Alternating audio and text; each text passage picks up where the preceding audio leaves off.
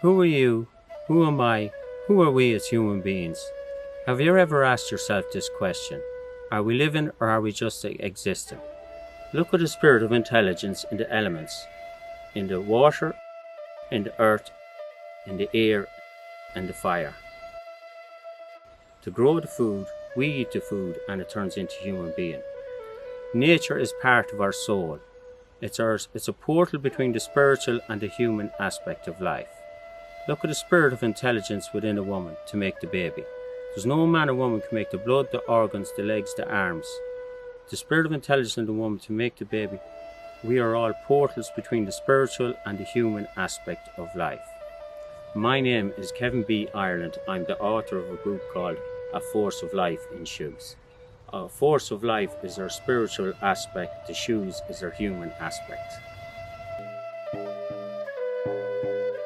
It's important to spend time in nature to nourish our soul. Look at the speed I can create words to speak or to walk or to talk. That speed comes from a cellular level. When we are deep in touch with our soul on our cellular level, it's thousands of times faster than our human aspect of life. So it's important to spend time in nature to bring ourselves right back to our natural rhythm of life. And when we spend time in nature, our intuition on the day or even for a week after will give us insights into life.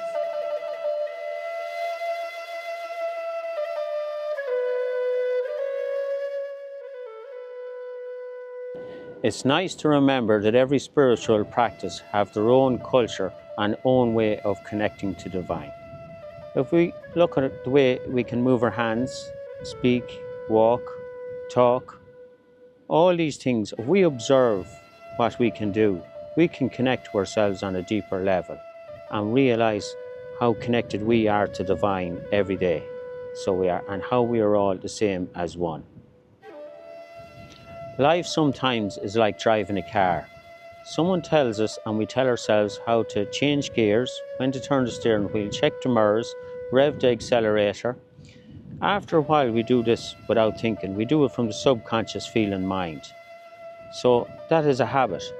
A lot of life is like a habit, where every day we're being conditioned by good and not so good every day. So we have to be aware of our conditioning. Another thing is our gifts to do a job.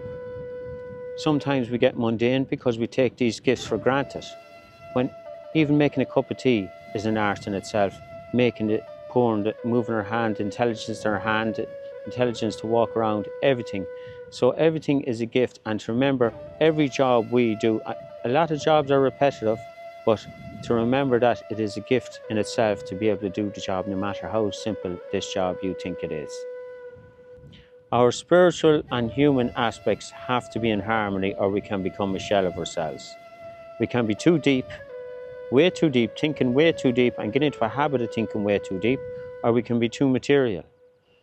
Not giving enough rest is so important to nourish our soul.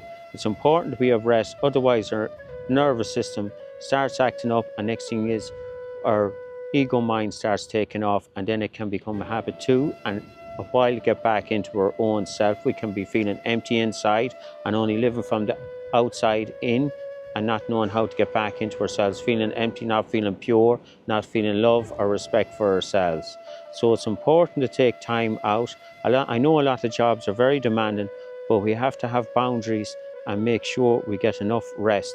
And whatever bills there is, I know it's hard to make ends meet in this world now the way it is, because it's very much a money-based world. And we have to take this into account and embrace that human aspect of life. Not fight it, but to embrace this human aspect of life for all the flaws that's in it. Because life is never going to be perfect here. But once we know we are spiritual beings living from a soul, this is a pure foundation we have for ourselves to live from. When we have that foundation, knowing there's a greater spirit that created us and the proof that's all around us and within us, and for to speak and to smile. Unless a person is not able to work for whatever reason, it's important for us to create. We were creators, and it's important for us to create, or we'll become mundane and bored in ourselves and have no interest in life. So it's important for us to create, unless there is some reason or some illness that a person cannot create. But I have seen lots of people that lost eyesight, lost their ability to walk, but their other senses gain strength and they have great joy and happiness and comfort in their lives. My book, A Force of Life in Shoes, is all about finding your soul and living from our soul. The good thing about living from our soul is it's our true source of intuition from our source of creation. It'll put you in touch with your life. It'll guide you in any direction you want to go. It's good. It'll connect you to your intuition. It may take a year, it could take years to get to know your soul. You could have a lot of human conditioning to strip away. But if you're feeling sensitive, not good, that's good too. That means you're in touch with your soul on a deep level. When you're in touch with your soul, you're in touch with your nervous system. Our nervous system is a compass and a map to life, so it is. It's important to get in touch with our soul and not live just off human condition. Maybe identify ourselves with limited lives, with money, house, car, personal power trips, anything like that. When you live from your soul, you live authentic. You're at one with yourself.